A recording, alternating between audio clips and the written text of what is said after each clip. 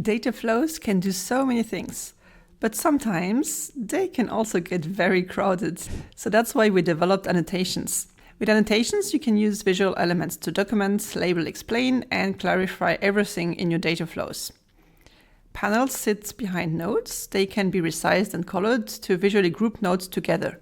For example, in this data flow, we can see clearly how each flow addresses a particular set of data. Labels are simple text boxes. They can be colored too.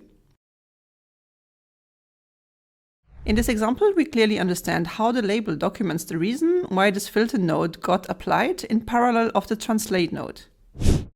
Panels and labels are great when you stop working on a data flow for some time and need to come back to it to either fix something or rework it.